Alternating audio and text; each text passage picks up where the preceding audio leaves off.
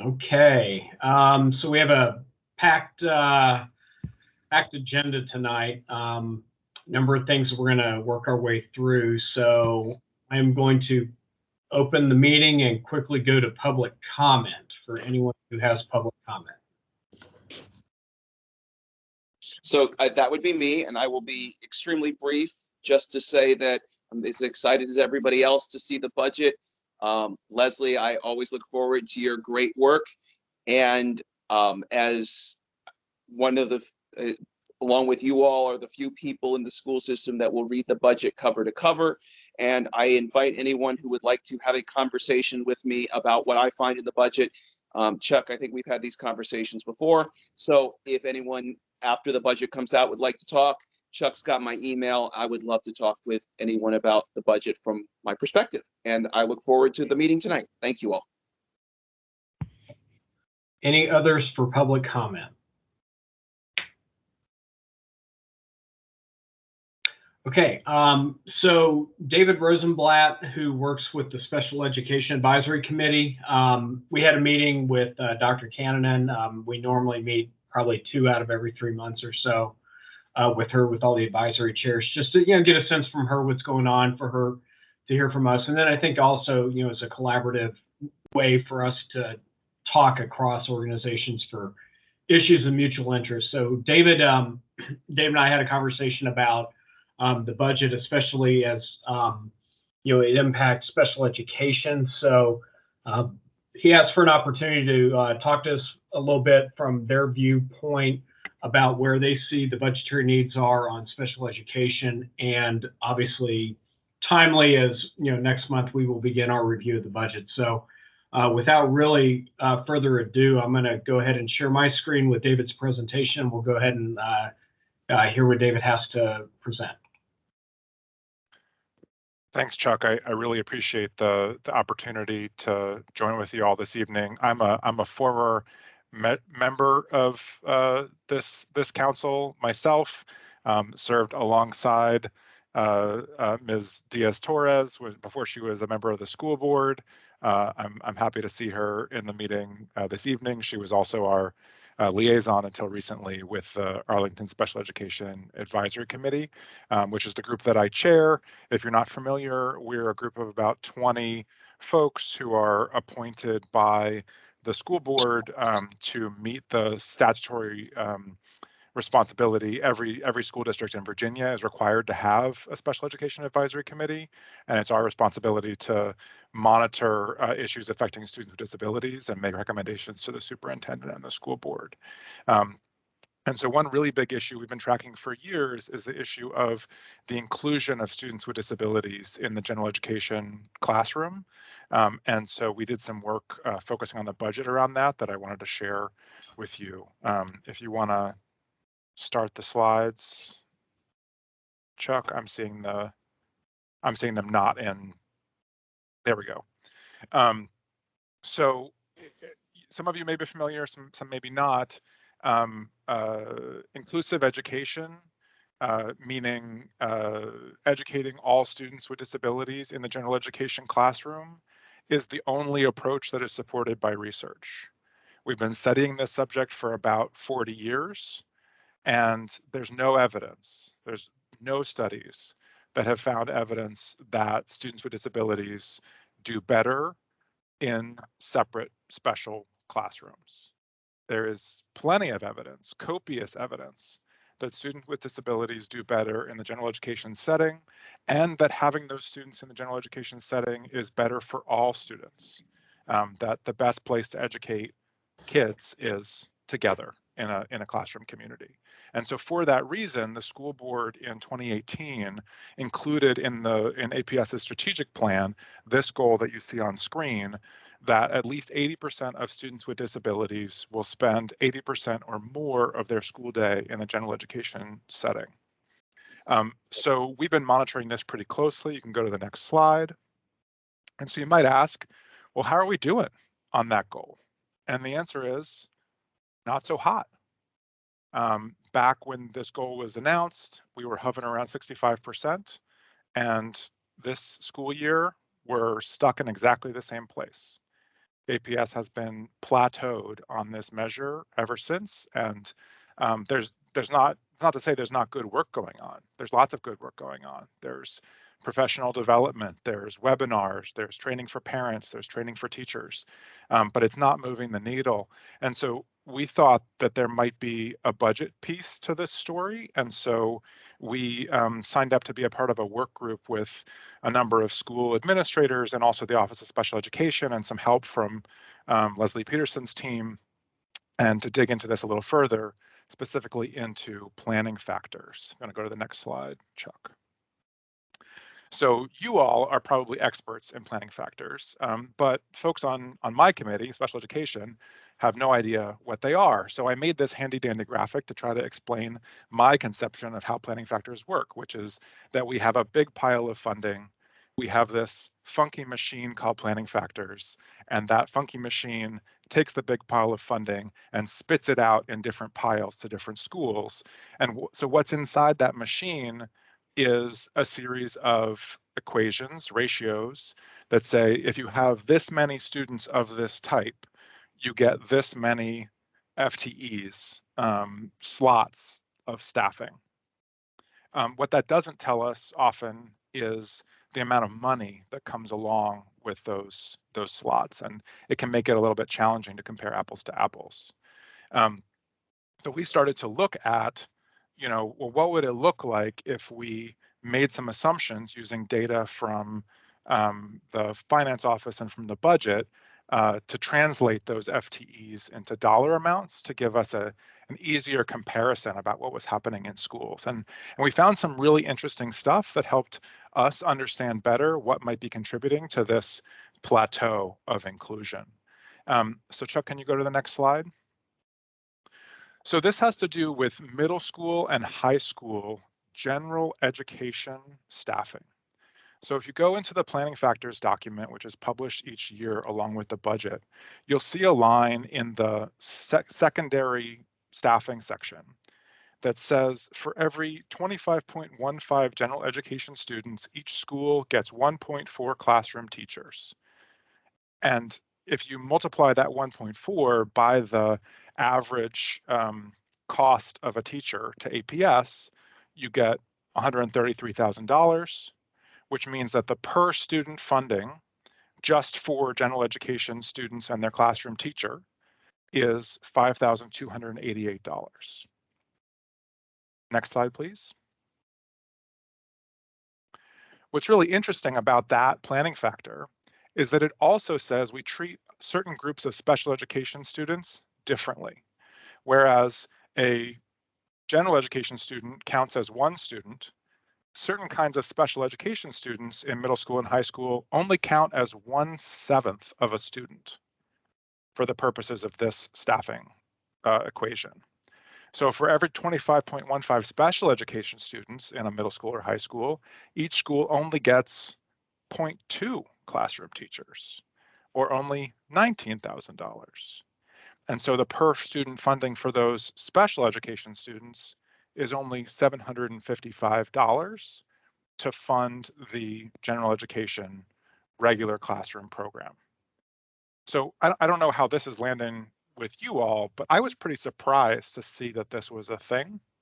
And when I've talked with school administrators in the middle school and high schools, they've said that this is a real problem for them and that they didn't really understand where it was coming from.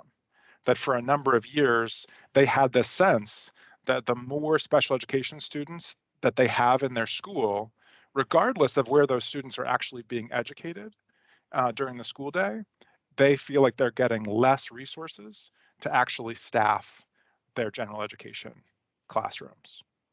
And what ends up happening for most schools is that the school gets a staffing allocation and then it goes and does all this horse trading with the central office to try to swap out some FTEs for other FTEs to be able to actually run the program they need to run to serve the kids they have in front of them. So this seems like a pretty clear problem from our perspective, because we're saying that we want more special education students in the general education classroom, but then we are sort of systematically underfunding those exact same classrooms where we want those students to be. I'm going to try to move quickly through these other slides because I know you all probably have a lot of really thoughtful questions. There's a broader issue in the special education side of the funding. So what I just talked about was the general education side of the funding and the treatment of special education students within the general education planning factor. But if you go to the next slide, we can look at what's happening on the special education side. So we have 4 categories of special education students: resource, Cat 1, Cat 2, and countywide programs. This is roughly how those categories are defined. They are defined primarily by the number of hours in a student's individual education plan. In category 2, you have to have certain disability labels to qualify for that category. And countywide programs are tied to specific classrooms, specific types of programs like MIPA, functional life skills, deaf, hard of hearing. Next slide. This is roughly how inclusion looks for these categories. Resource is the category that is most likely to be included. These tend to be students with learning disabilities or other kinds of low number of IEP hours, and they are the most likely to be included. Cat 1 and Cat 2 are somewhere in the middle, and then the countywide programs are the least likely to be included in their home school. They are the most likely to be sort of fully segregated from their typically developing peers. And so what we did in this case was to take the planning factors associated with students in each of these categories that, again, are expressed as FTEs, and we took those average cost amounts and multiplied them by the FTEs to try to do the same calculation as you saw us do earlier to apply a average per student funding amount for these special education students. So next slide, please, Chuck. So you can see here, there's a pretty dramatic difference in the amount of funding that is generated for each type of student. So resource students get a relatively small amount of money, amount of staffing added to their school by virtue of being resource students. Cat 1, Cat 2 gets slightly more. Countywide programs, the most segregated programs, get dramatically more. And so what's striking about this comparison, which if you don't have experience with this system, there's no reason you would know this. A student in category 1 could have the exact same needs as a student in a countywide program. So based on the decision about whether to place a student in a fully segregated setting or in a more inclusive setting, that school could lose out on or gain $20,000 worth of staffing. And so just remember, what we're saying as a school system is we want more students in more inclusive settings, but we have a system that's set up to fund exactly the opposite way. That says the more you segregate students, the more resources you get. And that we think is, again, undermining the strategic goal. So last slide.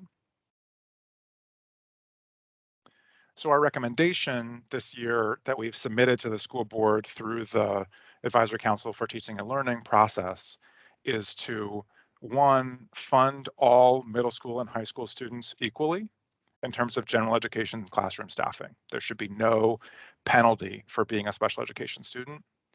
And 2, forgive the numbering here. I know, of course, I bring the wrong numbering to the number of people. Fund all category 1 and category 2 students in parity with students in countywide programs. So there's no structural penalty for including students with disabilities.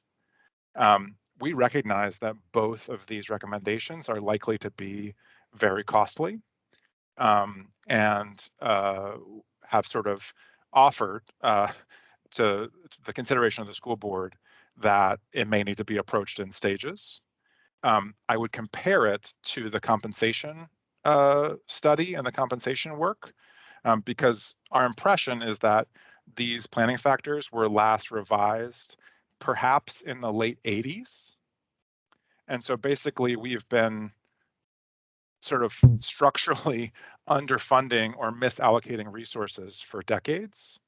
And so if we want to rectify the situation or get on a better path that's aligned with our values and our strategic goals, we're going to have to bite some bullets and, be serious about investing in the outcomes we believe in.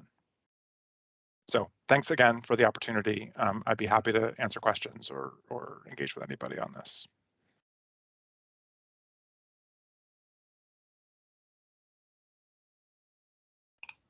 David, thanks a lot for that presentation, and we'll make sure that all the members get a copy of this. Let me just ask first question, then I'll turn it over to the questions in the group.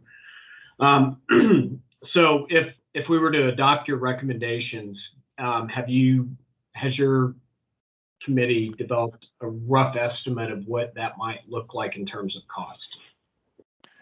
So we don't. In part because we're missing some of the information, right? It's information that APS has that isn't fully, public. I am hopeful that the superintendent will consider some version of these reforms and propose them in his budget. And obviously, if he does so, there will be dollars attached. I fully expect that to do both of these things, we'd be talking about, north of $10 million, just to give people a sense of the ballpark that we're talking about. So we're not under the impression that these are easy or cheap fixes, but we also think that there are a lot of students with disabilities who have been paying the price for this for a long time. Okay, thank you. Andy.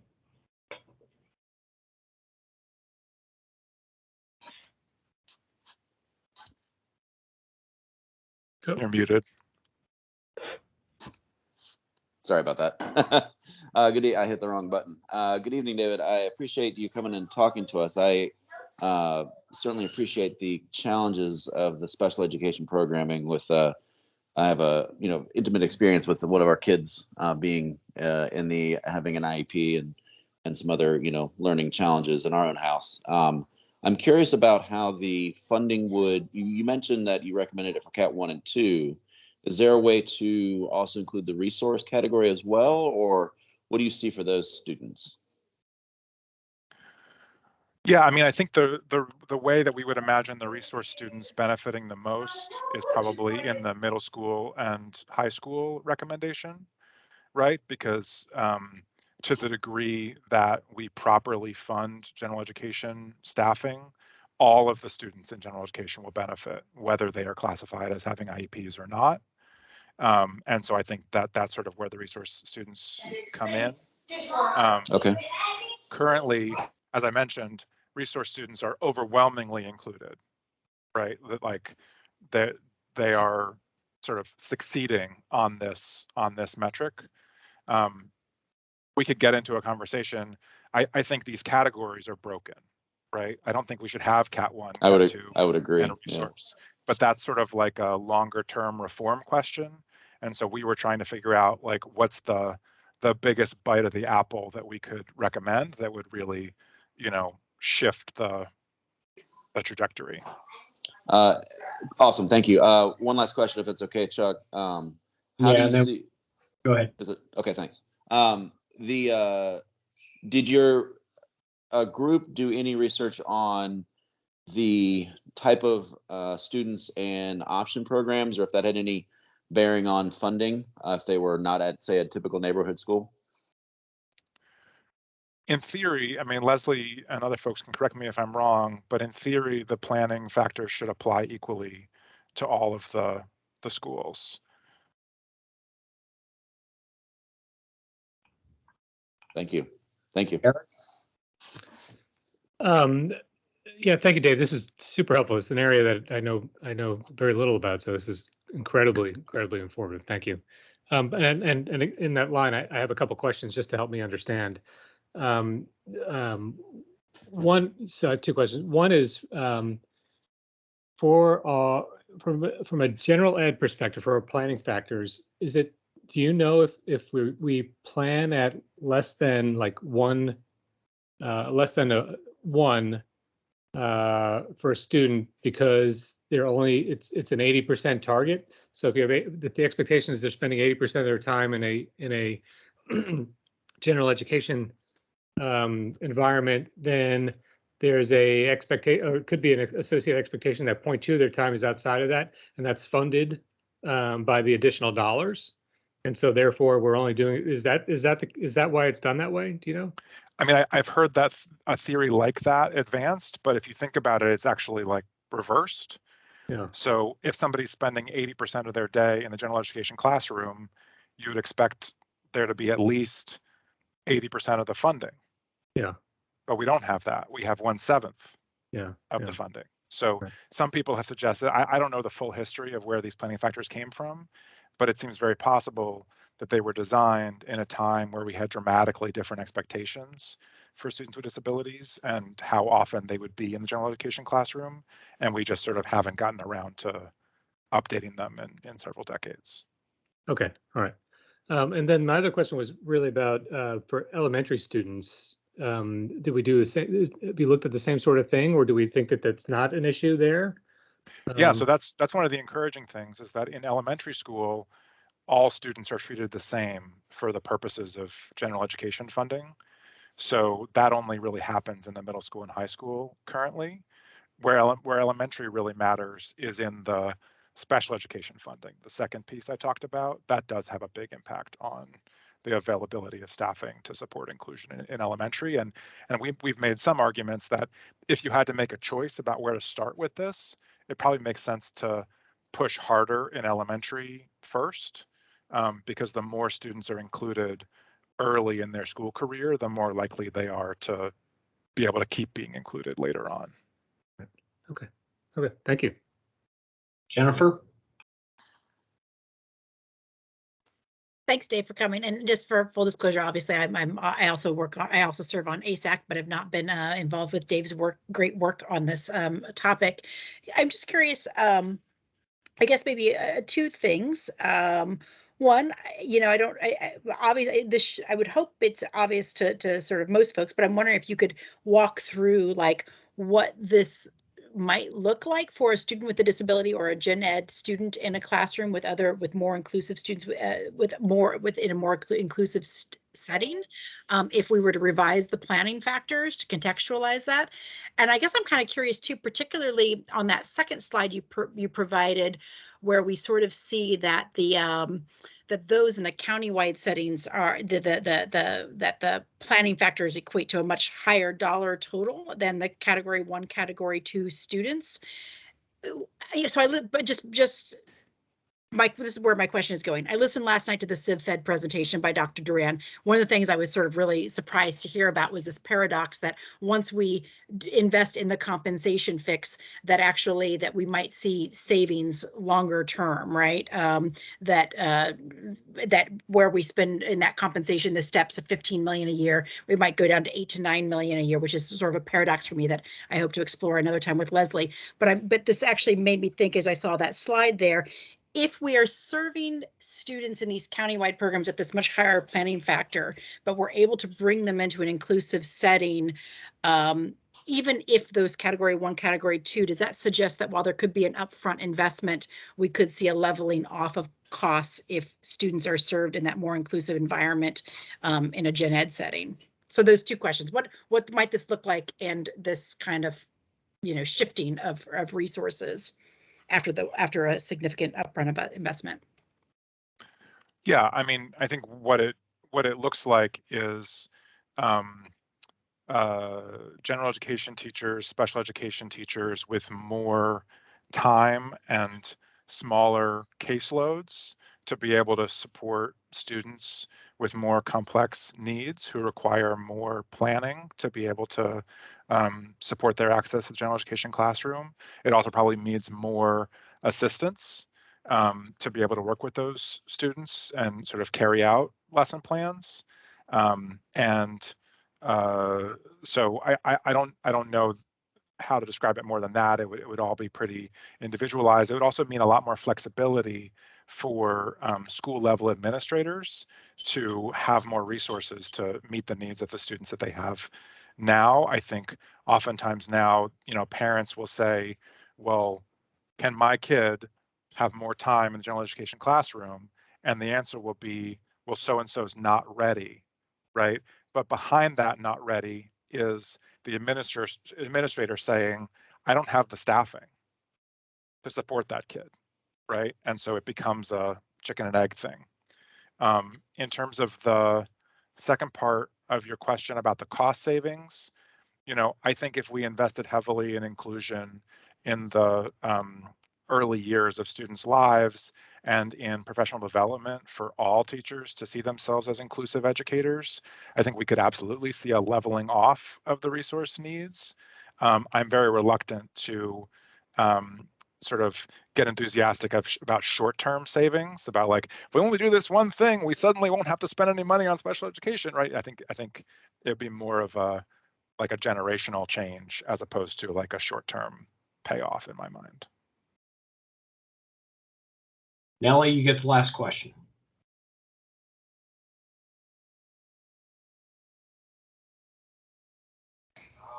Oh, sorry, was that me that you just? Yeah. So. I'm sorry, I put my hand up by mistake as I was looking through the chat questions. But okay. I am interested in the answer to Melanie's question. I didn't see it. You covered it already. Is it in the chat? Yes. Yeah. The question was to Leslie, is that counting special education students less, or is that supplemental funding? And I believe it's back to the slide that showed the smaller dollar amount for yeah. I'm happy to jump in. Yeah, it was at the beginning, David, of your presentation. Hi, good to see you tonight. It was the beginning of your presentation, and I was wondering, this is really helpful. Thank you for pulling all this together. I was wondering if you add all the dollars up, I hadn't never seen the dollars done this way, and again, super helpful. But if you add all the dollars up for a SPED student, I was wondering if the general education point 2 becomes a supplemental funding on top of base funding for a special education student where the total dollars add up to be more, or if it's truly we're discounting our special education students. Do you know what I'm saying? Whereas when you do a total dollars for a general education student and you compare them to total dollars for a special education student, when you take all in funding, does that point 2 end up being actually supplemental funding because you've gotten most of their funding from the special education formula, or are we truly discounting at the end of the day our special education students? So I've tried to do some of that math. I think at the end of the day, most special education students, if you're just doing that absolute comparison, special education is higher, right? But it's not actually fungible, right, in the way that our system is currently set up, right? General education slots are for general education teachers to teach a whole classroom. Special education slots are for special education teachers who are floating throughout the day and pulling kids and doing IEP meetings and doing a lot of other stuff. So if a kid with a disability, is in an overcrowded class because their school didn't have enough funding for general education teachers, the fact that they have funding for a special education teacher that is in some other classroom helping another kid doesn't really help them. Right. Okay. Right? Okay. So, I see what you're saying. So the total dollars is still more for our special education kids, but the problem is that if you're not staffing our general education classrooms enough that when they do float back to those classrooms, that you have the crowding issue plus the fact that those kids need a little more help when you put them in, we mainstream them in those classrooms. So that, plus, in some cases, administrators are having to swap out special education resources to backfill their understaffed general education classroom. So administrators have literally told me, oh, I traded in 2 special education assistants so I could get 1 slot back to be able to have another classroom of general education. That is not permissible. That is not permissible. It used to be permissible. It is not permissible anymore. Okay, if you are that's providing helpful. Special education resources, they must be used for special education. Finance knows that. HR knows that.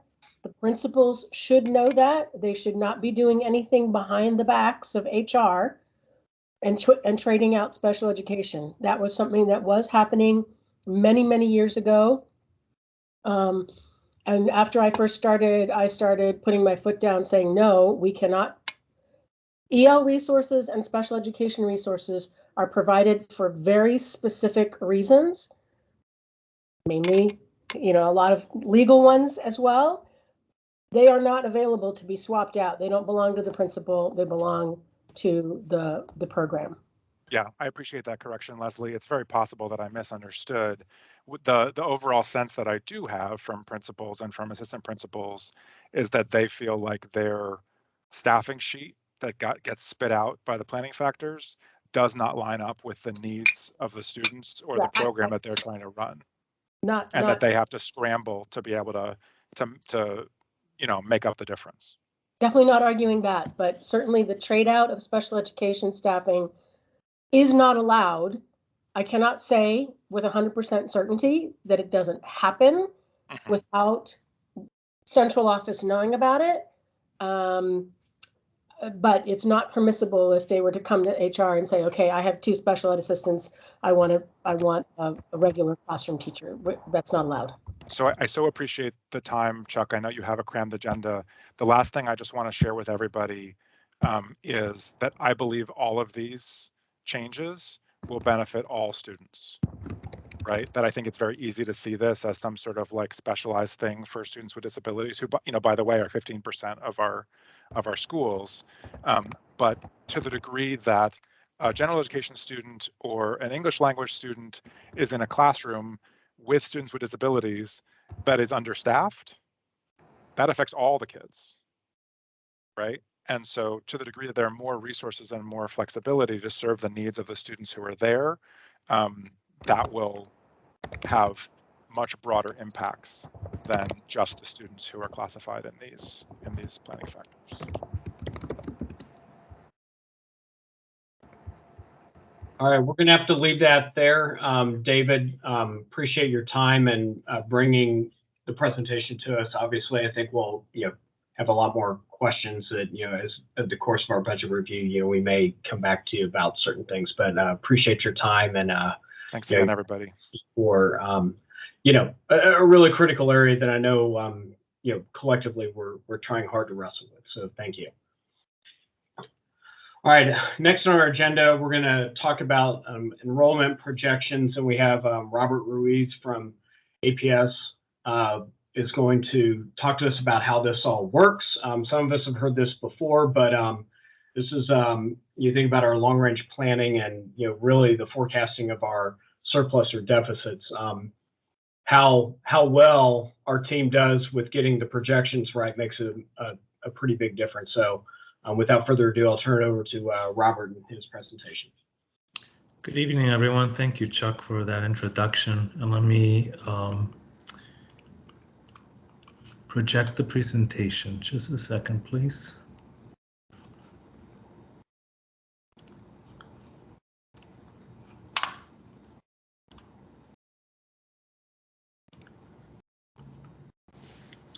So good evening, everyone. Again, my name is Robert Ruiz. I'm a principal planner with the Department of Planning and Evaluation. And this evening, I'll cover the context for the fall 2021 10-year enrollment projections.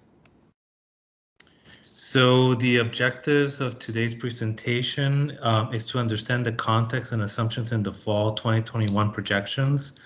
And included on this slide is the URL to the enrollment projections report, which is was posted since last week, and it has detailed tables and other supporting material.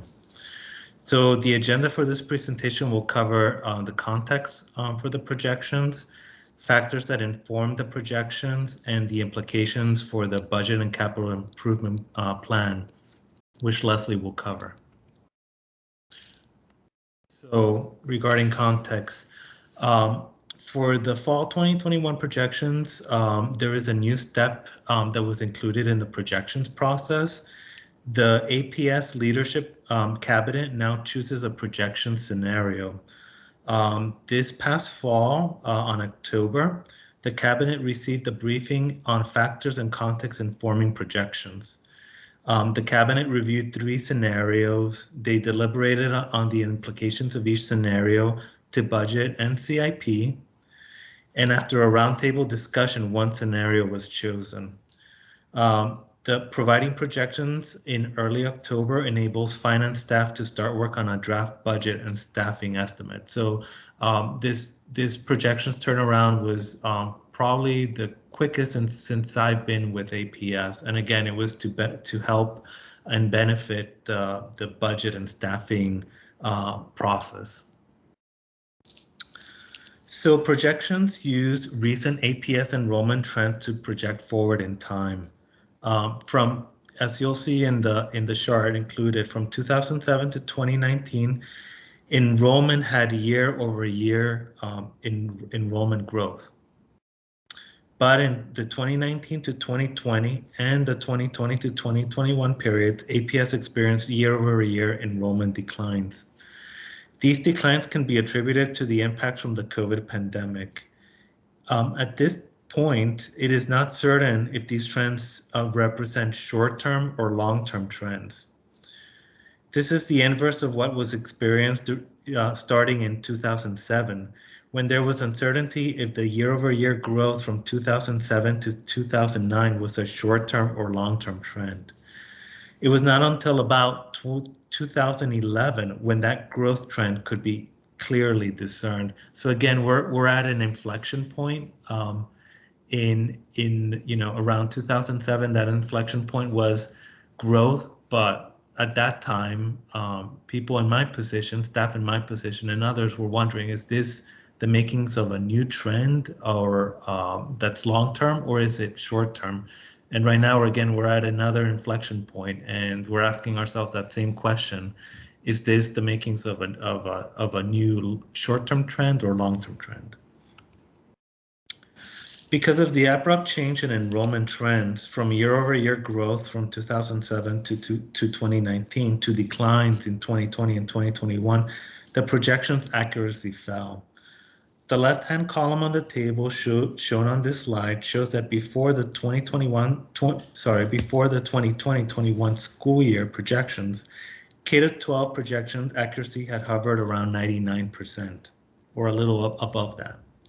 But since the COVID pandemic in early calendar year 2020, the 2020-21 school year projection accuracy declined from 93.4% to 93.4%, and the 2021-22 school year accuracy was at 91.6%. So, and this can be attributed to not picking up some of those recent declines in those trends, and I'll go over that in more detail. Some key messages regarding the fall 2021 projections. The prior projections round from fall 2020 overestimated enrollment, which I know your committee is well aware of. There was no recent precedent to account for the impact from the COVID pandemic.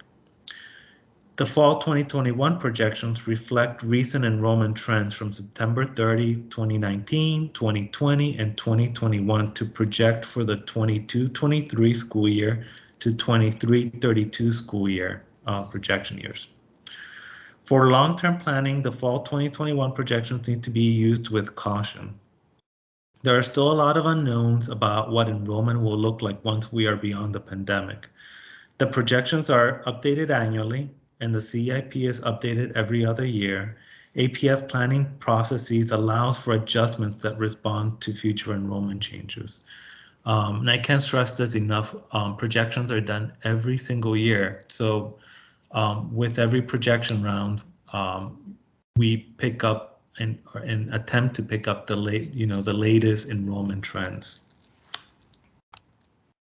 Now I will provide an overview of some of the key data points used in the fall 2021 projections. This slide covers some of the key differences between the fall 2020 and the current fall 2021 projections. I'll cover these briefly and will provide more detail on each point in the following slides of the presentation. The top row, every projection uses September 30th K-12 enrollment as a base or starting point. The starting point for the fall 2020 projections was September 30th, 2019 enrollment. Normally, September 30th, 2020 enrollment would have been used, but at that time, this enrollment was deemed unusually low and against recent trends. The starting point for the fall 2021 projections is September 30th, 2021 K-12 enrollment. So using the most recent enrollment figures. Please note that the 2021 enrollment is about 920 fewer K-12 students in September 30th, 2019. This contributes to the fall 2021 projections being lower than the fall 2020 projections, and we'll cover that in more detail. On the second row, the projections use birth information to project future kindergarten students 5 years later. Arlington County government provides APS with the number of actual births and birth forecasts. The births used in the fall 2021 projections were lower than the births used in the fall 2020 projections. This contributes to the fall 2021 projections being lower than the fall 2020 projections. And again, I'll provide more information in the following slides.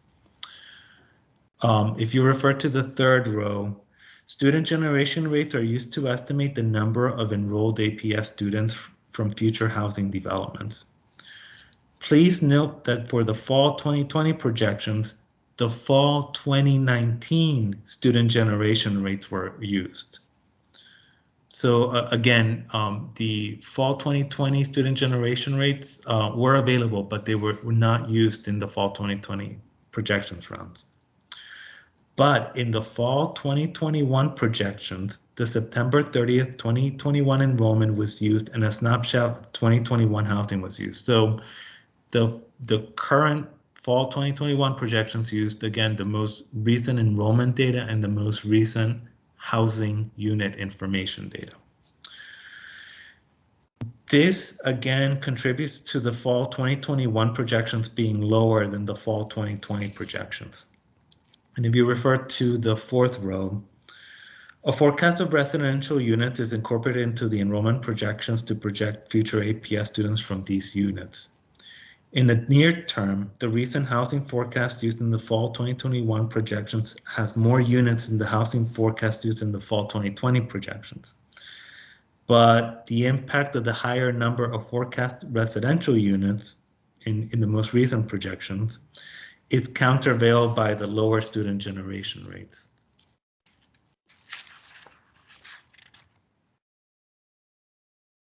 To elaborate on the point regarding births, this chart shows actual births to Arlington County parents in the gray bars.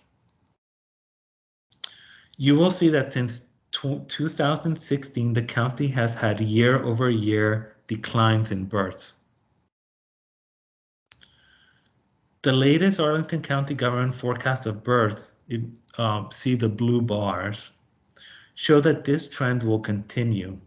In fact, the county forecast of births for 2021 to 2026 has births below calendar year 2020 levels.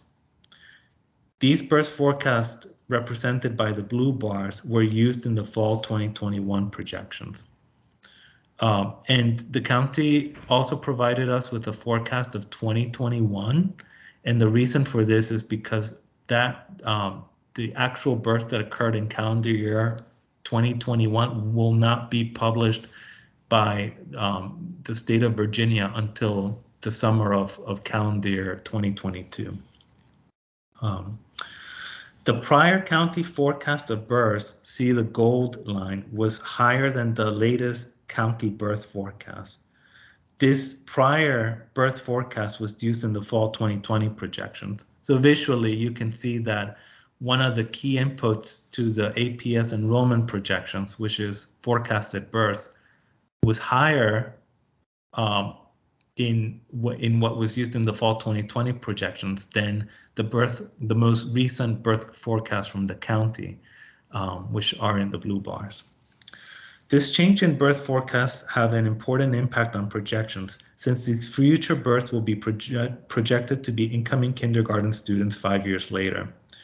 The incoming kindergarten cohorts in the fall 2021 projections will be by and large smaller than what had been projected in the fall 2020 projections. A decline in births is not just happening in Arlington County, it is also a national trend. For example, last year, the New York Times had a news story about a decline in birth rates. The US Census Bureau, which tracks monthly birth going back several years, has recorded some of the lowest monthly birth in 2020 and 2021. This infographic illustrates how future births that become incoming kindergarten cohorts 5 years later impact projections. On the top row, imagine each gray dot represents September 30th, 2021 students enrolled in APS in grades kindergarten through grade 5. By 2022, the 2021 kindergarten student will graduate to first grade. So if you can imagine that, those cohorts moving to first grade. And the 2021 fourth graders will graduate to fifth grade, for example. So if you can imagine, those students will graduate into fifth grade. But the kindergarten cohort needs to be projected. In this case, a certain portion of children born in 2017 will be projected as incoming kindergarten students 5 years later, in 2022. These projected cohorts are represented by the pink dot. So you can see that by 2022, 5 of the elementary cohorts are students that were in place in APS in 2021. But one new cohort needs to enter elementary, and that would be kindergarten. And again, those 2022 kindergarteners are based on births that occurred in 2017. By 2023, those projected 22 kindergarten students will be graduated into first grade. So again, this cohort, which is based off of an assumption on past births, then graduates into first grade. And the projected incoming kindergarten cohort will be based on births that occurred in 2018. Each successive year has additional projected kindergarten cohorts based on births that occurred 5 years prior, such that by 2026, 5 out of 6 cohorts will be based on projected kindergarten students based on prior births and graduating these kindergarten students across grades. See how 5 out of the 6 dots are pink by 2026.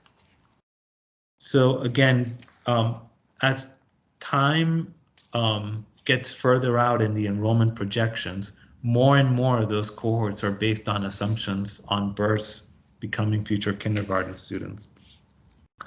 A key takeaway from this information is that as the projections get further out in time, uncertainty increases since the projections are increasingly reliant on assumptions.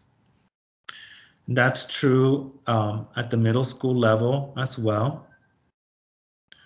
By 2029, 2 out of the 3 middle school cohorts will be based on assumptions made about prior projected kindergarten cohorts. And it also occurs at the high school level, but that would only impact 1 out of 4 high school cohorts by 2031. Another way of comparing 2019 and 2021 enrollment is by grade cohorts. I mentioned earlier that the fall 2021 projections use September 30th, 2021 enrollment. Each of its grade cohorts is represented by the pink bars in the bar chart you see. Similarly, the gray bars represent grade cohorts from September 30th, 2019, used in the fall 2020 projections. If you look at these bars here. From grades kindergarten to 7, you will notice that the 2021 cohorts are smaller than the 2019 cohorts. So looking at these bars here, and you can see the difference in scale between the pink bars, which represent 2021, and the gray bars, which represent 2019. An important implication from this comparison is that as the 2021 and 2019 grade cohorts are aged across time, the 2019 cohorts are likely to be larger than similar cohorts that are based on 2021 enrollment. This is one of the reasons for the fall 2021 projections being lower than the fall 2020 projections. This trend can also be seen among projected kindergarten cohorts. If you look at the left-hand side of the bar chart over here, it includes a comparison of kindergarten projections from fall 2021, represented by the green bars, and kindergarten projections from fall 2020, represented by the gray bars. In this case, the kindergarten projections from fall 2020 are higher than comparable kindergarten cohorts in the fall 2021 projections. Again, this provides context on why the fall 2020 projections were more robust than the fall 2021 projections. One caveat is that grade cohorts will change in future September 30th enrollment snapshots. For example, enrollment could be impacted by students that withdrew from APS and could be returning to public school. So again, that's one of those caveats to consider and caution to consider when looking at the projections. Enrollment declines are not just an Arlington County trend, but also national in scope. This slide shows a story from shockbeat.org, which discusses declines in enrollment across many states. Declining enrollment is also a regional trend. This slide shows a story from Bethesda Magazine, shown on the left-hand side, about Montgomery County Public Schools' 2 years of declining enrollment. Similarly, Fairfax County Public Schools presented a membership trends report last year, referred to the right-hand image, which showed 2 years of consecutive enrollment declines. So again, we're not alone in the decline in enrollment. The University of Virginia's Weldon Cooper Center points that recent birth declines have been occurring in Northern Virginia and throughout Virginia. And these will have an impact on Virginia and Northern Virginia's enrollment. So I highlighted one of the sentences from their story that they recently wrote.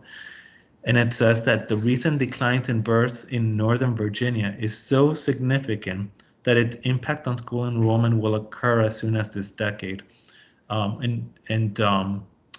That, you know, based on some of the recent demographic trends in Northern Virginia, in some ways, Northern Virginia will not be that dissimilar in future years to places like the coal fields in Virginia.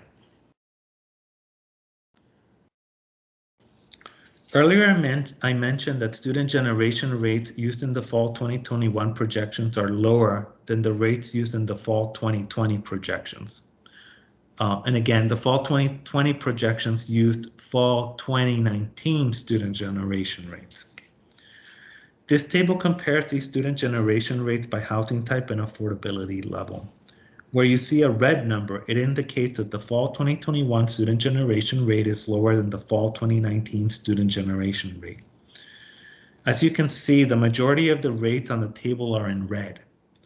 The important implication of this difference is that every new housing unit will generate less students in the fall 2021 projections than was generated in the fall 2020 projections.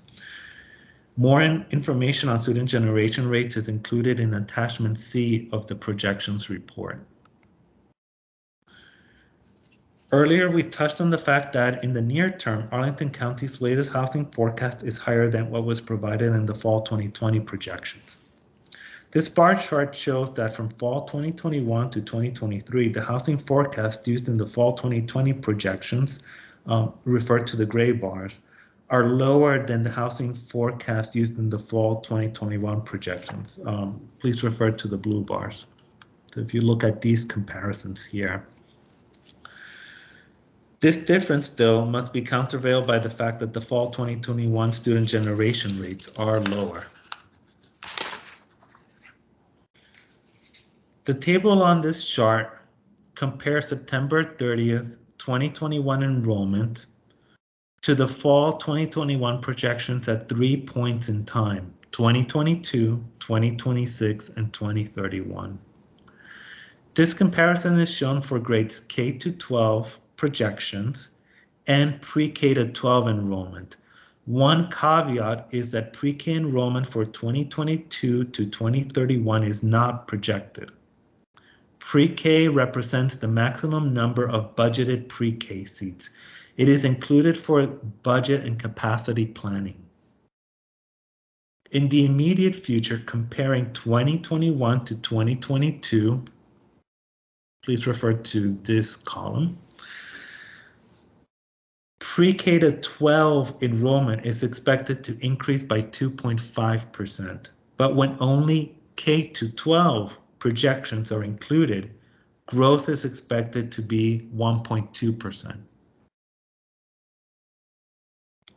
In the midterm, comparing 2021 to 2026,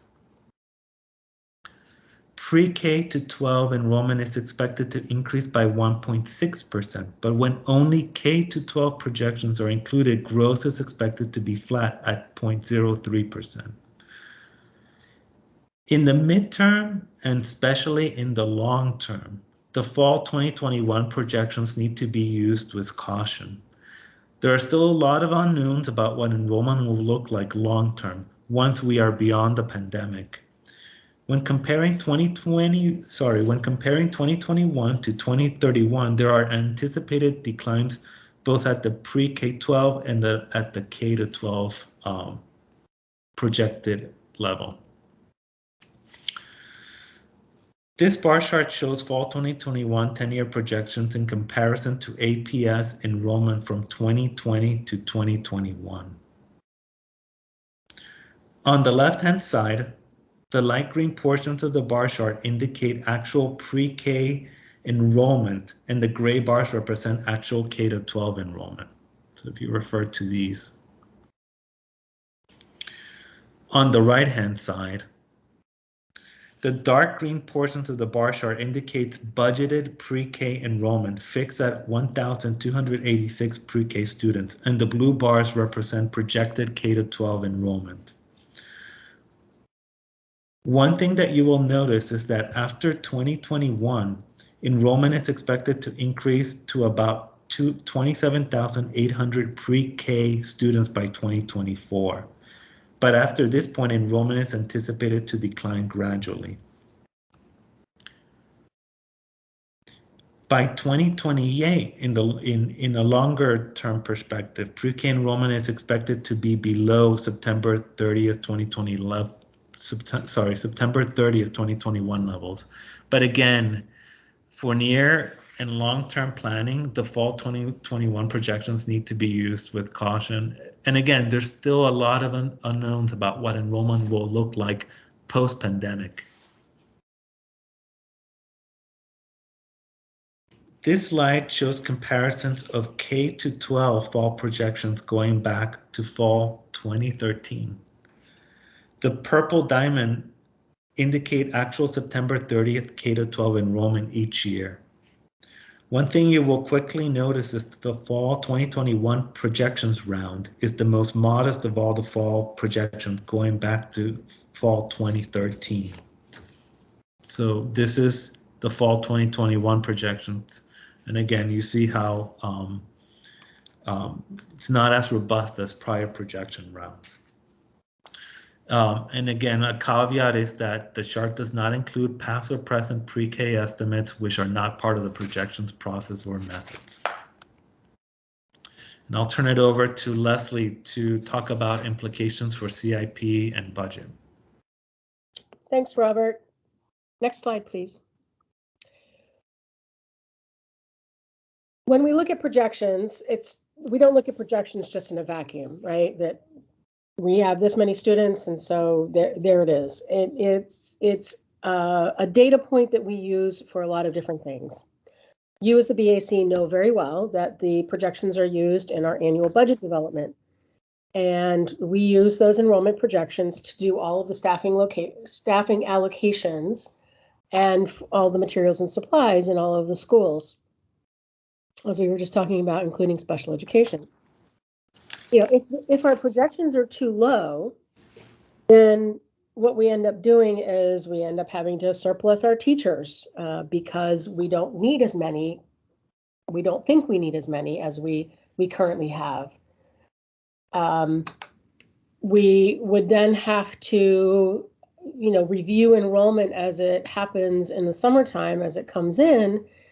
And if enrollment starts coming in higher than we projected, then we need to hire additional teachers over the summer. And one of the perennial issues we've had is that principals complain about the fact that the pool of candidates is no good when you get later into the summer, and we understand that. You know, everybody's already spoken for, and it's very, very difficult to get quality candidates to come just before the school year starts. On the other hand, if projections are too high, as we've seen over the last couple of years, we have staff. We may not necessarily need them in all the places that we have them. We can and do move them elsewhere, but you know, we're projecting a higher budget need for those staff. And if we projected closer to the right number, then we wouldn't have to budget for so many teachers, and those funds can be used elsewhere. If we budget, if our projections are too high and we have so many teachers on board, teachers are on contract. We can't just say in September, oh, sorry, we don't need you, bye-bye. They already have a contract, we have to keep them on. And I've heard about the perception from others in the community that, you know, we're projecting higher so that we don't have to cut our budget, or that we can get more money from the county or from the state or whoever. That's a perception. That's not something that we set out to do, is to project too high. We would love to be 100% accurate all the time. It's just that it's not as easy to do as you might think. Next slide, please. Of course, our enrollment projections also feed directly into our CIP. The 10-year projections that Robert and the planning and evaluation team do are fed directly into the CIP to know whether or not we need additional seats at each level, and how many and where. And then again, if the projections are too low, we may not include projects in the CIP that we would need to provide those additional seats, or the projects could be mistimed. If we decide that we are going to reallocate funding in the CIP because our projections are lower, then if we then decide to go with a different kind of project, if we find that our projections are coming in higher than we expected, it's a little bit more difficult to pivot at the next CIP development process. So because we do a CIP every 2 years, or have in the past, the last couple of years notwithstanding, you know, we're going to do a CIP this June. If we don't have another CIP for 2 years, and we've already dedicated funding and gone through the process, and even perhaps started construction on something 2 years later, when we come back and realize that our projections were too low, it might be difficult to then regroup and change what we've already done. On the other hand, if projections are too high, we might put CIP projects in that we don't need, and we are spending money for building and capacity that will take funds away from something else, and could be used for renovations and modernization, at existing buildings. So again, hard to change course once construction is underway. Next slide.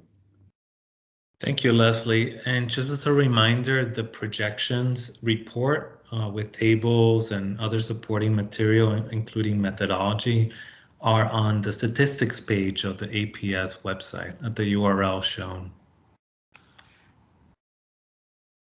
So I'll open it up to questions.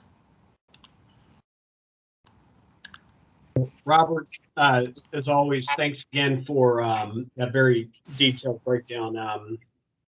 Certainly not an easy task, particularly what has occurred the last couple of years. I'll go ahead. There's a couple of questions in the chat, but let me just one real quickly. Knowing that some of the factors of what caused the enrollment decline, and I don't know if you're best positioned to answer it or if it's Leslie, but just reliably tracking students that divert to homeschooling or going into private school. Can you just give us a sense of the challenges to collecting that data and how you guys have looked at that over the last couple of years? Do you want to go first, Leslie? All right. I'm sorry, I didn't get the question. I'm sorry, Sure. Seth. I missed out on some of that.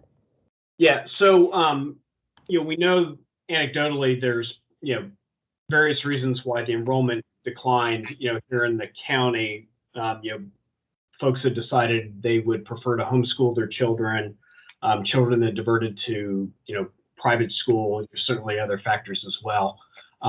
Just if someone could speak to the data collection challenges to trying to find reliable estimates to how much of that is occurring within the county and how that influences this projection and the work that goes into preparing the budget, since we do have to keep a slot for I know that if I remember, there's a legal responsibility that if a child needs to come to public school, then a slot must be available. So just help trying to understand the balance that you guys are trying to strike with that. Right. Well, the data collection challenge is really a challenge because we, short of surveying every household in Arlington County, we don't really have a mechanism to survey parents with children who might not be in our system. So it's difficult to know exactly how many people aren't in our system currently who might come back.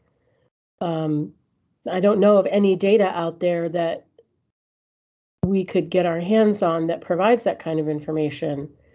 I think they did a survey, I don't even remember when it was, last year, that surveyed parents about whether or not they'd be coming back last fall. But that's only the people that we knew about and not anyone else. So it is a really challenging thing to try to figure out how many kids who might come to APS are in public school, private school, or are being homeschooled or moved. It's a huge challenge. And Robert, I don't know if you know of any efforts that the county is undertaking or to try to gather that data. Yeah, thank you, Leslie. There's one of my colleagues in planning evaluation is actually is currently in the process of gather information in terms of looking over time, pre-pandemic and post-pandemic, students who chose homeschooling, looking for codes in the synergy data in terms of students that might have left for private school. The data is not perfect. That's the one caveat my colleague has explained to me. So there's a lot of work on her end that she's doing in order to sort of make sense of that information and then that we can use for perspective. As well as the other the other area that we've been interested in is international migration or in-migration into the county, because with COVID, a lot of those flows of people were restricted for a while. So has that been an impact? So private school, homeschooling, international flows, I know another thing that she's been looking at, which Leslie, you might remember, was looking at thinking about enrollment as in and out migration. And so, every year students leave, regardless, pre-pandemic. But every year we get an influx of students. And traditionally, that influx has been greater than the students who leave. So the last time that information was aggregated, that had shrunk, and I might have been, in fact, a net loss, which was the first time. So yes, someone is looking at that information. I can furnish those findings to Leslie to share with you. Yeah, I think we'd be interested in that. This is certainly a challenging region for a number of factors. International, you have a large military presence that causes some of this as well. So I know a lot of science behind this, but also part art as well. There are a couple questions in the chat. Andy, you had a couple. If you want to go ahead and address the two that you had. Sure thing. Let me just pull up the chat. Thanks for talking to us. I had two questions. One was based on the forecasting you used for residential units. Is there a different value for the different types of units based on a single family home versus a townhome or a condo or apartment? And if so, what are those factors?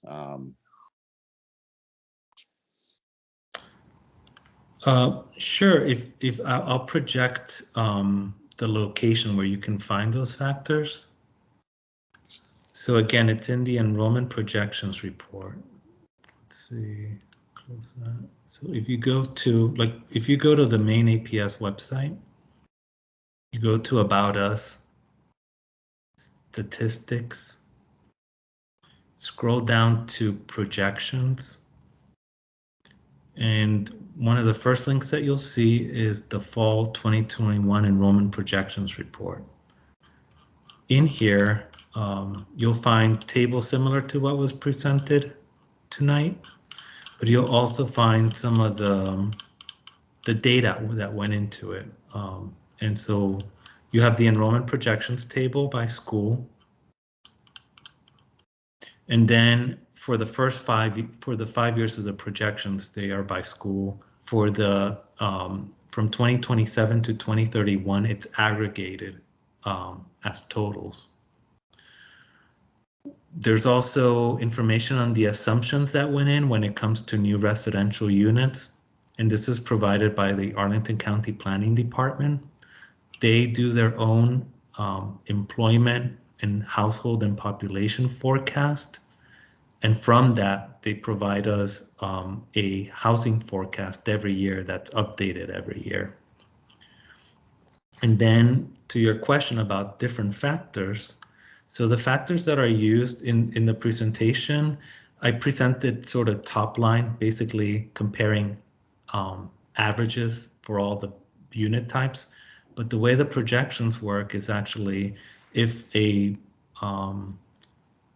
for example, if a multifamily, all affordable, high-rise building or is built in, like, let's say the Barcroft area, it would get this factor of 0.443.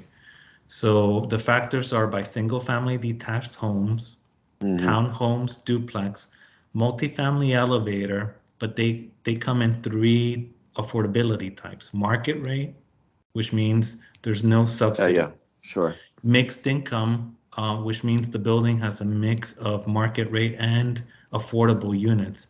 And then what the county calls CAFs only. Those are committed affordable units. So buildings that are 100% committed affordable also get their own rate. And so the projections, when the county furnishes us with housing information, it's all spatial, and so that we know in what elementary, what middle school, and what high school boundary it falls in.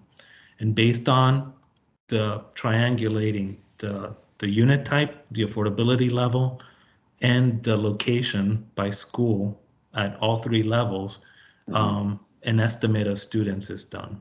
And again, the current projections used September 30th, 2021 enrollment and a snapshot of housing in the county from, I believe, October of 2021 to create these rates.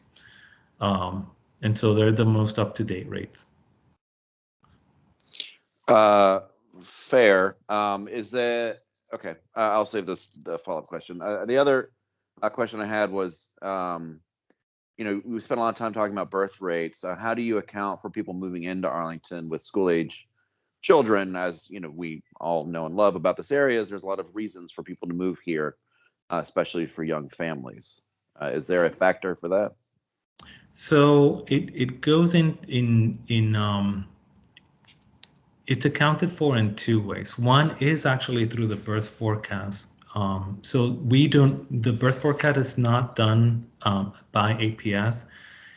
It's done by the Arlington County Planning Department. Again, they have their demographic staff who do housing and household forecasts. But when they're looking at forecasted births, they're also looking at in and out migration trends for the female population in certain age brackets.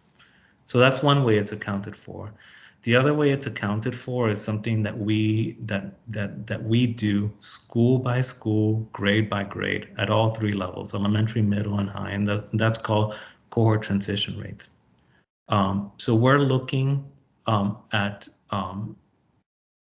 past trends. So in this case, from 21, 20, 19, 18, in terms of years, how have students been aging from one grade to another at each individual school? So each grade is very unique to a grade and a specific school. And that's one way that we pick up trends in that school, and you can then extend it to the neighborhoods that school covers in terms of how have the changes in enrollment been. So in some cases, there's attrition, so the rates fall below 1. In other cases, the rates are 1, that there was no change. And in other cases, it's above 1, which means that we've had a net influx of students. So we look for those trends in, from grade to grade, there's been attrition, there's been no change, or there's been a net positive change, and average that out across a couple of years. So that's the other way that we pick up on, at least school specific and grade specific, changes in net gains and sometimes losses in students. Okay, thank you. For the first question I had about the planning factors, do you see a historical precedence of when a building type and income type that you outlined, is that number, does it have some type of check based on what we've seen, like apartment building that was built off Columbia Pike with a mixed use of income, market rate, and affordable housing, if that value was accurate, 2 years later for Hoffman Boston or Fleet or whichever school? Just is there a look back to keep those numbers accurate? And I assume that's how they were generated.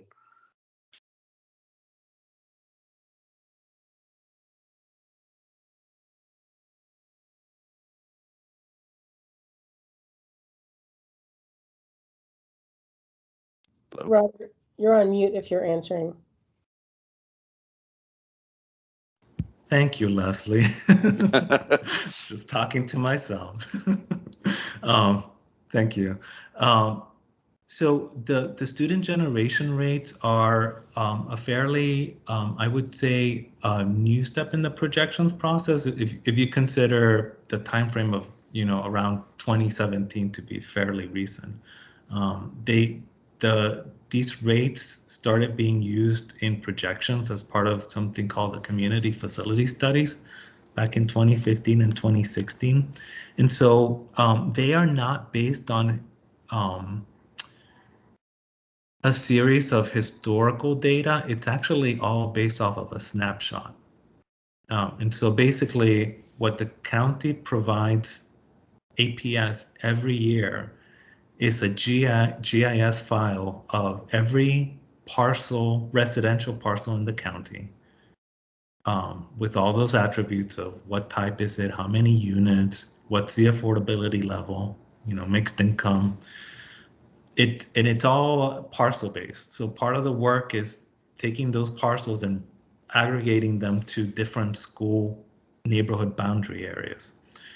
And so yes, there is variation based on the location in the county.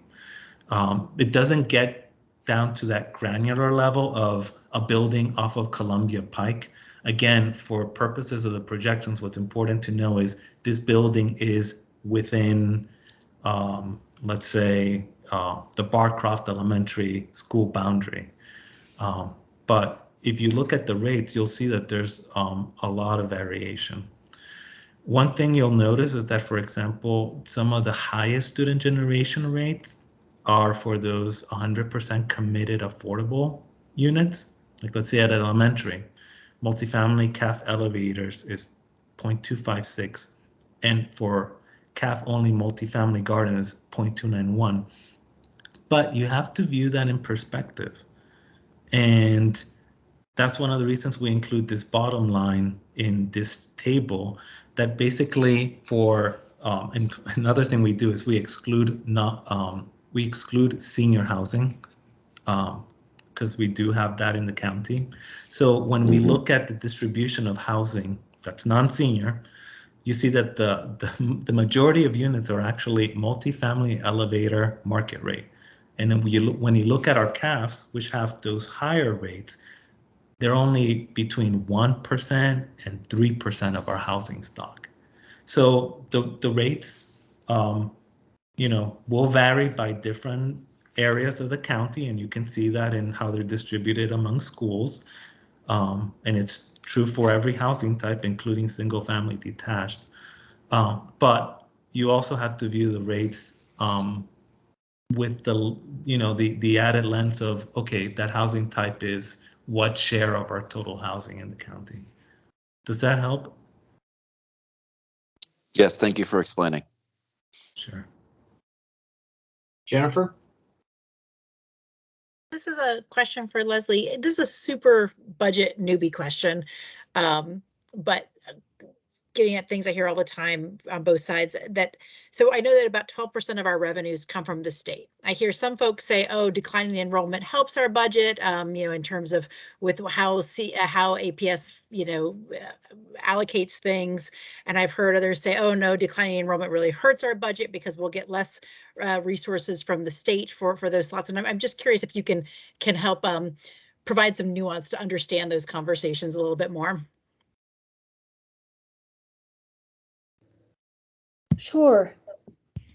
It's a difficult question, because yes, absolutely, if our enrollment declines, we will start to get a smaller percentage of state revenue.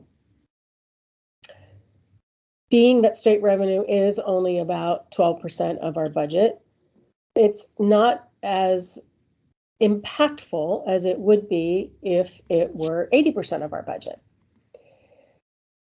It still impacts us though. So instead of getting an additional $5 million a year, we might get $5 million less per year.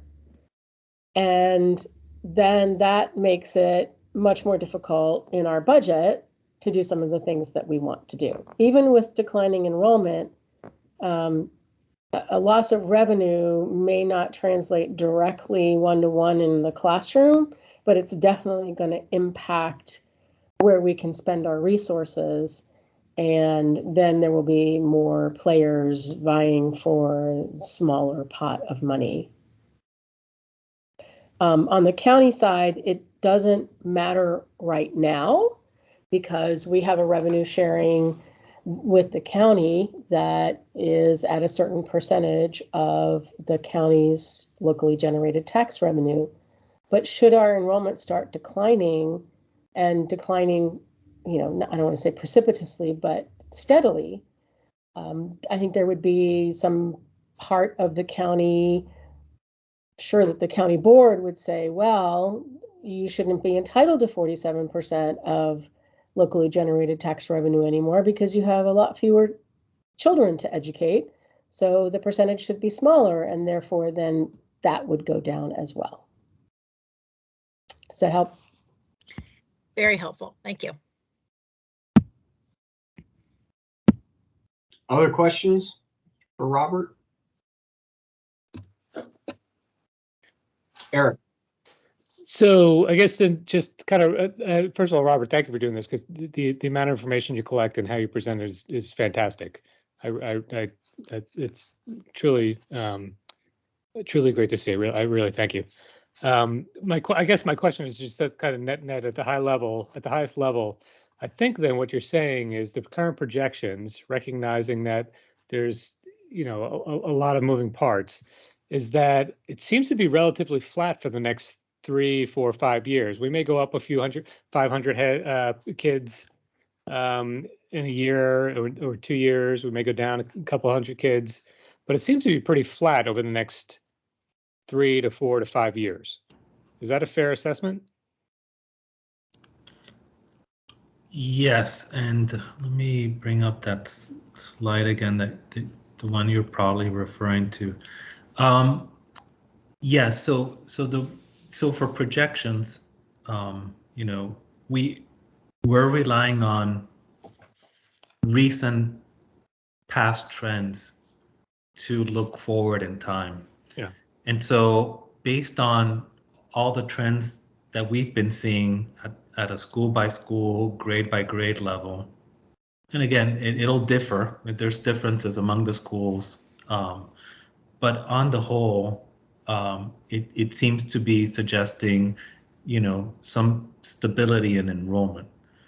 But with that comes a really important caveat, and it gets back to Chuck's question about, some of the students who left the public school system to go to private school, to do homeschooling, and perhaps we haven't been receiving the international inflows of students that we used to in the past. So, the current data suggests that, but the caveat, and you have to be, aware that those trends could change based on families making different choices in the near future. And again, the pandemic has been a very disruptive, and I think for all of us, none of us have dealt with something like a pandemic before. So families are having to make a lot of very difficult choices, and those choices will have an impact on future enrollment levels. And so you have to view it with that caution. The other thing too is that if you look at this chart, how abrupt that change was. And in that abrupt change, between 2019 to 2020 and then 2021, that abrupt change is something that you really don't see in the rest of our historical chart for enrollment. So that also, plays a part in I and the rest of my colleagues being cautious that these projections round is based on what we know today, based on very recent information. But we also know that that change was so abrupt that it could also change in different ways in the near term. So can I actually? Oh, sorry, Robert. Go ahead. Yes. I just wanted to chime in on something and piggyback on what you were just saying. And actually, can you bring the slide back up one more time? Sure. Something that is important to remember, that I think it's the way that I framed these numbers for myself and that I've framed in other conversations with other people, is that even as you're looking at this particular chart, notice how even if we were to plateau at roughly where we are right now, that is still at close to or just underneath the peak for students in Arlington. And so for the past 10 years, or a little bit more than that, since 2007, our student growth rate was increasing really dramatically. But the revenue increase rate was increasing at a significantly lower slope. The slope was not nearly as steep as what we see here in terms of our student growth rate. And so even if we were to plateau and stay up above the 25,000 line for X amount of time, it is still going to take some time for our revenue growth to catch up to that steep level of growth for our students.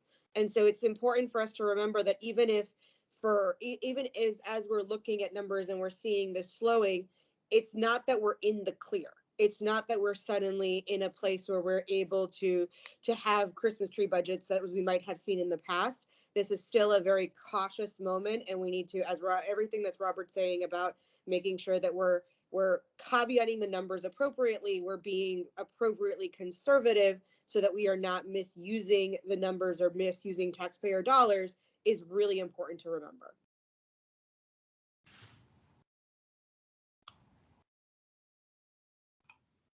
Michael?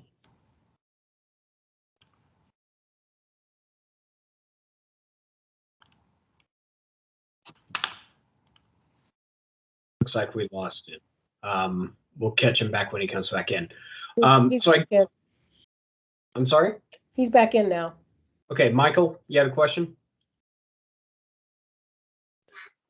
Yeah, sorry about that. I don't know why I got kicked out, but just to follow up on that, those previous points, and maybe I missed this earlier, so I apologize. But is there a point in time when we know we will be taking these numbers as more than just maybe possibly a blip? Do we like have something in mind where it's been discussed where we think that this will level out or not? Like when's that decision going to be made about like this is what the numbers are and this is what we think they're going to stay at? When do we think that is an appropriate time to make that call, I guess? With that call, it's a bit of an art, to be honest. But one of the things that we'll be looking to is how, next 2 school years, and also thinking about, there's been questions about things like the vaccine, et cetera. So once we're beyond this whole period of questioning and have a sense of normalcy, then we can then start thinking about, okay, these trends, they are suggesting a flatlining, a slight decrease. And again, it could also be an increase because again, we have students who exited our public school system and they might come back. But right now, we're still in this bit of a period of unknowns and just waiting patiently. But again, the projections do have to be produced and they do have to rely on actual information that's available, and that would suggest a certain trajectory, but we'll be calibrating that going forward as future September 30 and enrollment numbers come in. Thanks, Robert, and thanks for all this that you put together. It's been very helpful. Thank you. Thank you. Other questions?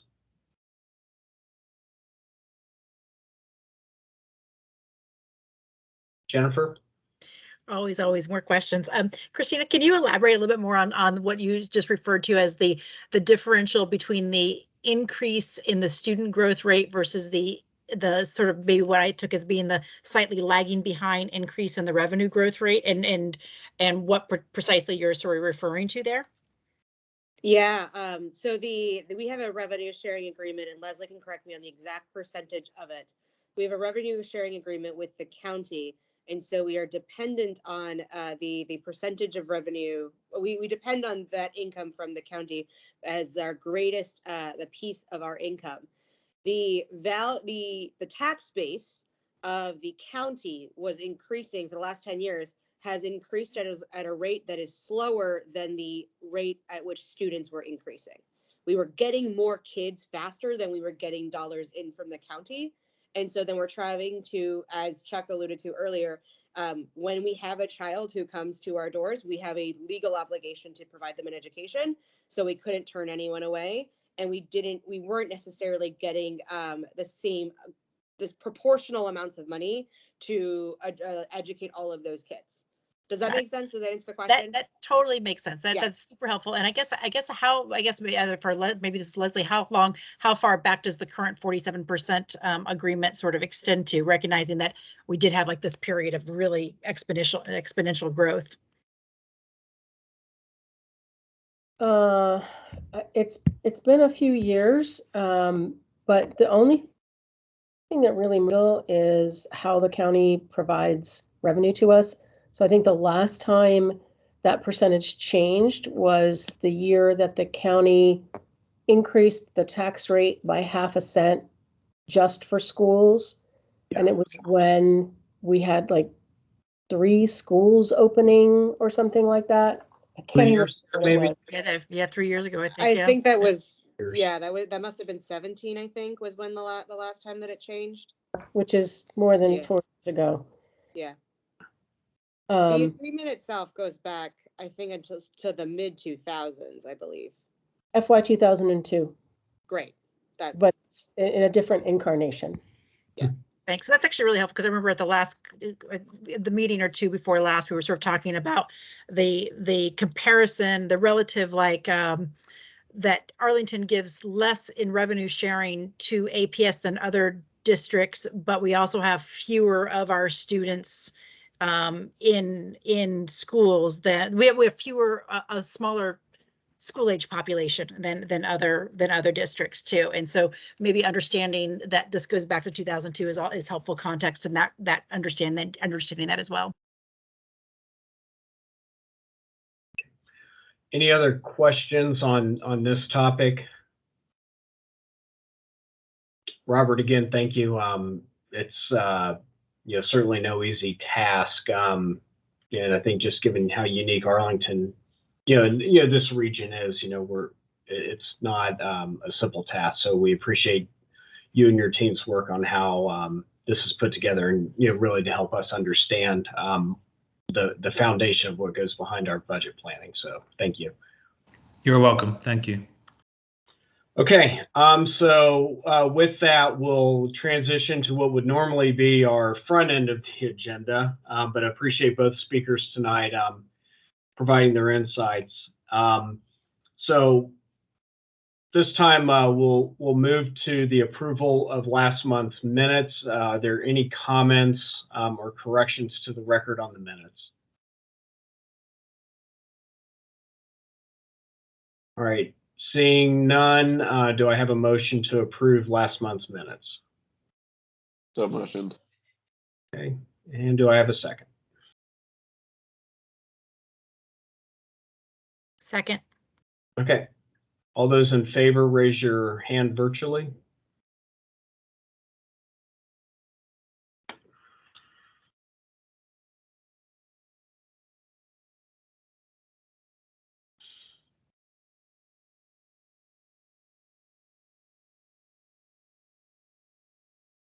Okay, motion carries.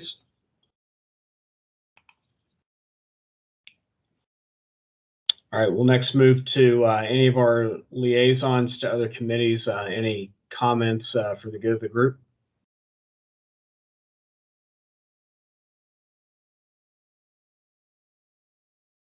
Okay, seeing none. All right, I'd like to turn it over to Christina to give us update from her perch on the school board. Oh, we have a raised hand. That is not me. No, that was me actually. So go ahead. Okay.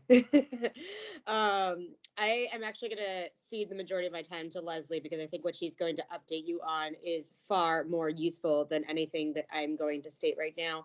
I just encourage you, as we are going into budget season, highly encourage you to watch the work sessions. We are doing a slightly different structure this year, and as Leslie is going to share a whole bunch more about this when she presents the budget, but we are really focusing in on our school board priorities. And so it'll be important for all of you to watch and see as we are unpacking everything in the budget. Other than that, I'm going to cede my time to Leslie because she will give you much more useful information as you're going into budget season, especially those of you who are going into it for the first time. Yes. So with that, we'll turn it over to Leslie. And just for context, folks, 500 or 600 pages, if you have time to read it, is great. But what Leslie, I think, will be able to impart is how to focus your time wisely, given the turnaround that we'll have to consider, depending on how that budget actually looks once we see it. So Leslie, over to you. Thanks, Chuck. I'm going to share my screen.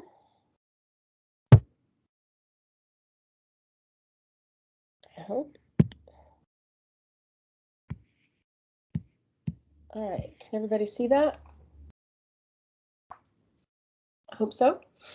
Yep, we see it. Thank you. All right, so I'm going to walk us through a little bit about the superintendent's proposed budget, and I'm using the proposed budget as opposed to the adopted budget because the adopted budget has a lot more stuff in it. So I'm going to keep to last year's proposed. The budget is broken down into sections, and it has a fabulous table of contents in the front. And if you are looking at it online, these are all like links that you can go to the specific page that you want. So you can just go over here if you want to look at the building the budget section, which is one that I highly recommend. You can go straight there, but just by clicking on that. And then if you find that you're here and you want to go somewhere else, if you come over here to the right at the top, there's bookmarks, and there's a bookmark menu, and you can scroll down and see there's the executive summary. And if you open that up, you can go to any particular point of the executive summary or of the financial section or of the supplemental section. So useful navigation tools that you can use as you're going through the budget. Hello. Okay, and of course it's not working for me. There we go. Okay, so table of contents. It's, as I just showed you, the executive summary, the financial section, and then the supplemental section. It's much smaller than the adopted budget that has a few more sections in it. The executive summary, and this is the piece of the budget that I would say that you should focus on if you don't have a ton of time to read our wonderful document. I don't blame you. And but the main points that you need to get from the budget are in the executive summary. I would you could read this message from the superintendent, that would be fine, to give you an overview of what's happening. We also have the budget at a glance, which gives you a 2-page summary, high-level summary of exactly what's happening in the budget, how much it's going up, how many more students, where we're adding money, and where the revenue's coming from. We have a bunch of performance highlights in here, which you can certainly skip.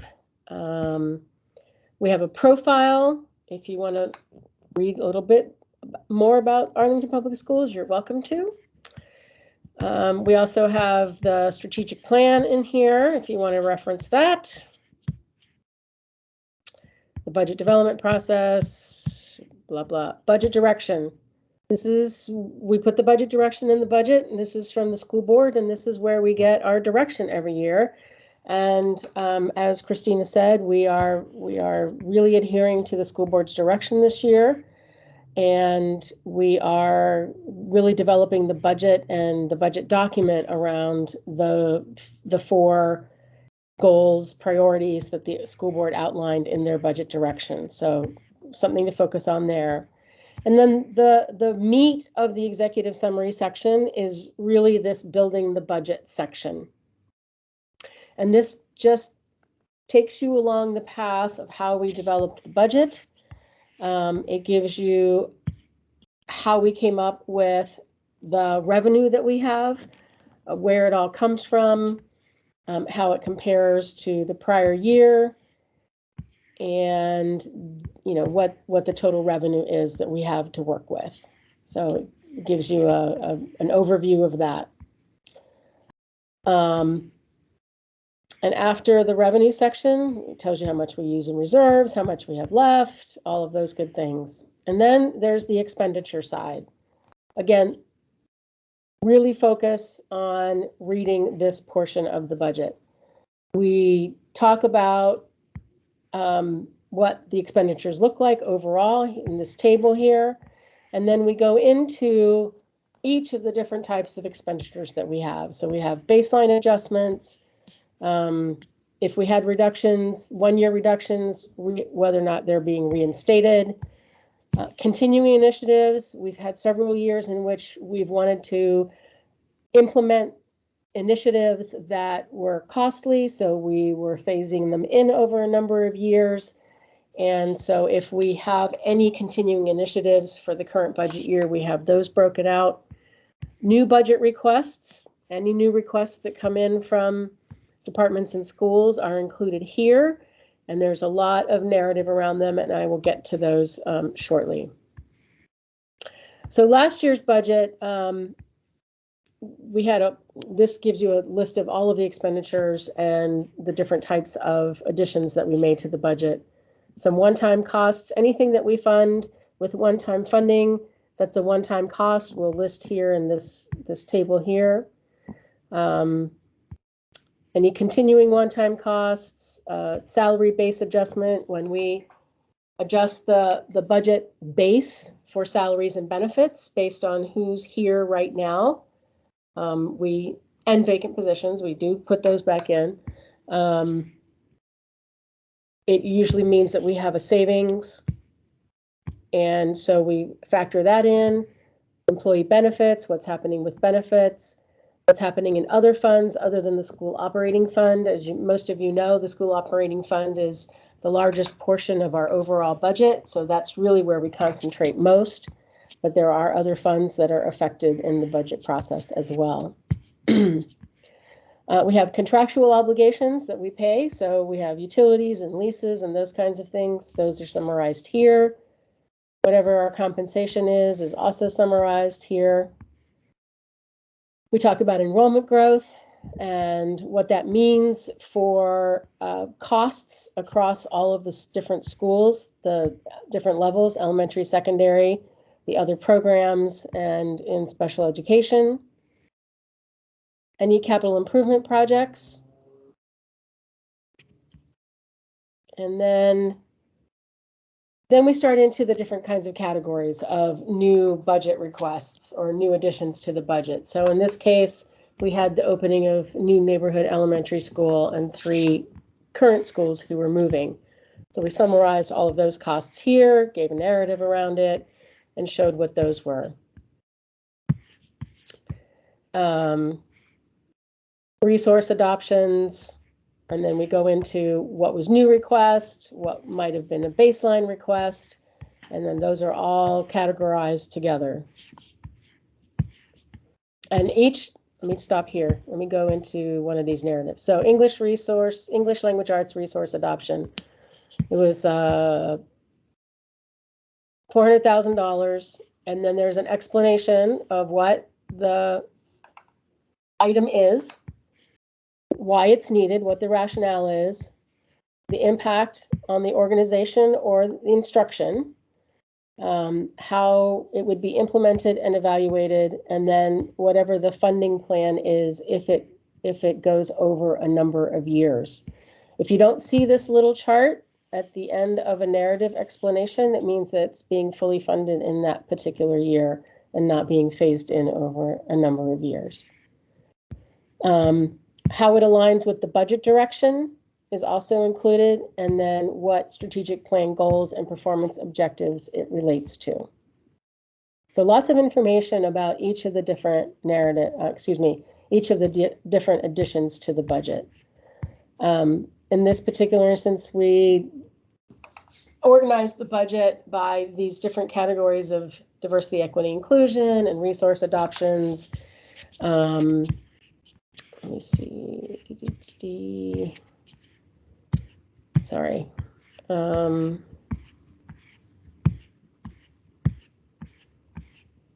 What you'll see in the coming budget is that we're going to group everything under each of the 4 priorities.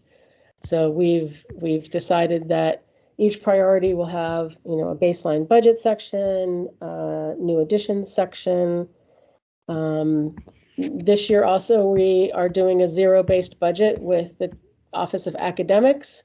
So that will be a little bit different look in the budget as well. So that will be kind of offset from the new budget additions and the baseline adjustments.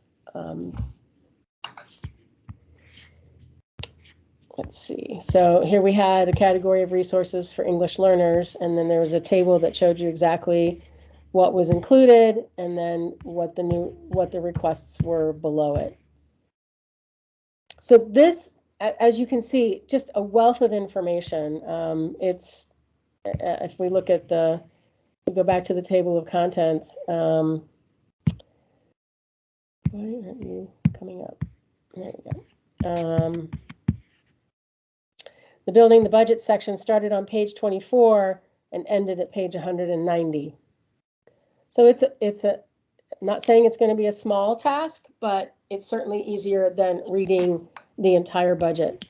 And of course, if there's anything that you want to know more about, if you are from a particular school and want to see your school's budget, that'll be there. At the beginning of the school section, we show what the enrollment is going to be at each of the schools.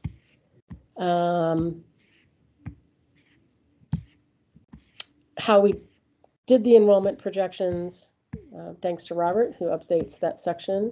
What the planning factors we use are, what a typical school staffing looks like, and then a summary of all of the expenditures for the schools, plus up front, especially by elementary and secondary, we have this information that tells you a little bit about all of our elementary schools, what programs we have at each of the schools, priorities for FY22, and then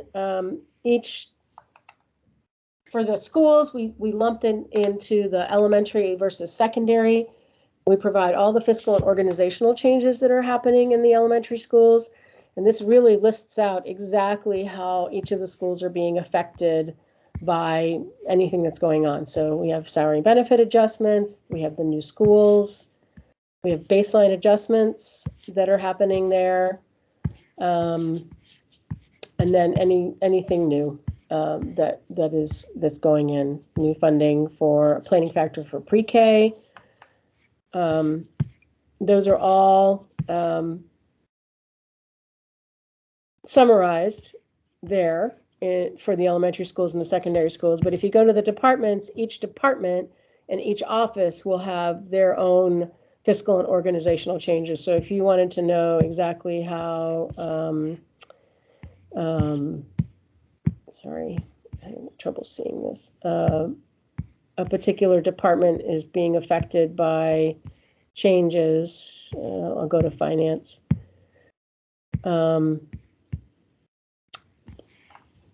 Each department has the fiscal and organizational changes as well. What's happening in salaries and benefits, what's happening for one-time expenditures, any reductions that are being reinstated, baseline adjustments, and then any new things that would be added. We don't have any new things. So there's more information in the back. The majority of the information is in the front section, with obviously, more information that you can find throughout the budget document. But again, I would concentrate on the executive summary, especially the building the budget section. One other interesting place to look is at the budget forecast. We take what the proposed budget is, and then we try to forecast what the next 3 years would look like if we were to adopt the superintendent's proposed budget as is, and it gives you an idea of what's going to happen in the out years not necessarily with new initiatives and changes and planning factors and those kinds of things, just to continue doing what is outlined in the superintendent's proposed budget. So that's helpful information as well. All right, I'm happy to take any questions. I know that was really fast, but I hope that gave you a kind of an idea of where to start if you didn't know where you needed to start. And will also help reduce your reading load. Any questions?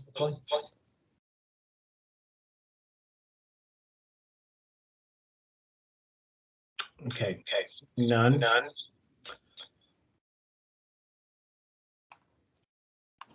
So once the budget's delivered, we're going to take a look at what the budget actually looks like, and we'll have to make an assessment of, and we're not going. It's going to be a game time decision, so we won't really know until the budget's delivered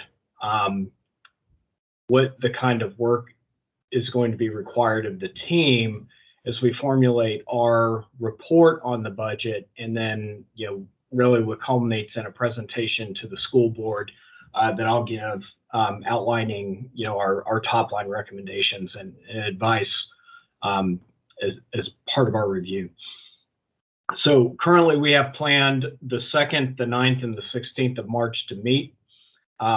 Depending on what the budget looks like, we may not have to stick to that schedule. We may need to, but we're really not going to know until we see the budget and have some understanding of what is to be required. So, if everything kind of comes in line and it looks like we may have to do a few things here and there, and there's not significant decisions being asked, for example, like a few years ago, we had a fair amount of cuts that were being proposed. And so we spent a lot of time trying to develop a framework to assess those cuts, and then, which ones we agreed with or not, or, wanted to consider modifying.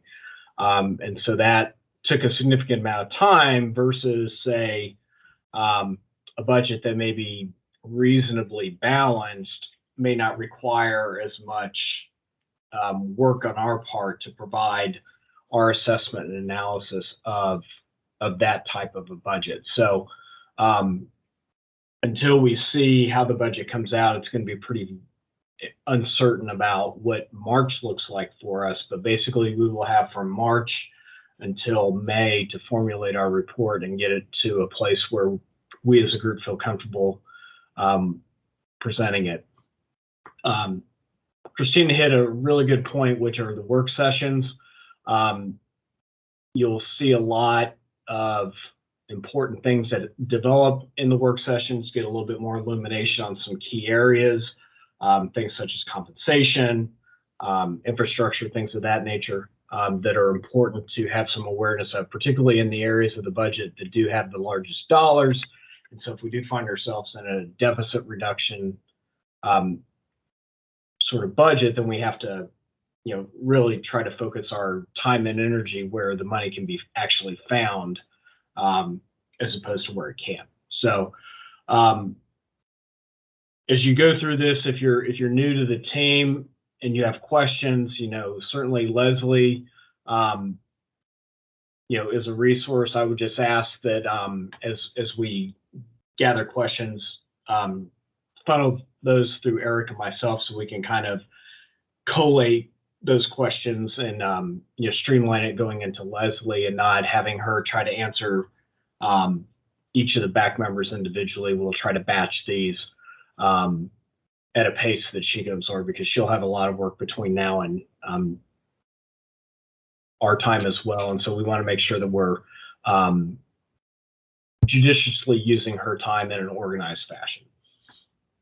And Chuck, I thank you for reminding me that we will have budget questions, especially from the school board, that we try to provide answers to every Friday. And once those go to the board, I can send them on to you all, but they're also available on board docs for anyone that's looking for them. So there's that. Those questions will obviously be available. Those responses will be available to you also to refer to when you need some answers. Just know that depending on the number of questions we get from the school board, but BAC budget questions come second. So whatever you can glean from the school board responses, I would encourage you to do so. Yeah. So, use myself and Eric as a clearinghouse, and we'll make sure that what's getting to Leslie is that which hasn't been answered, or we can just sequence it in a way that makes sense. Other than that, I would just offer, enjoy the next few weeks. We've spent a number of months getting smart on the school year, different topics.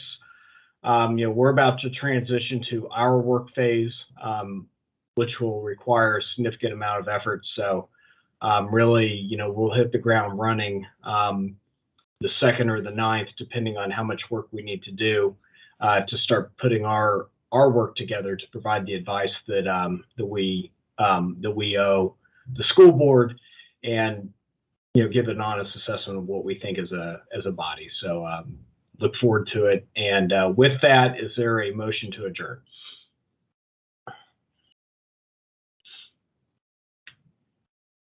Motion.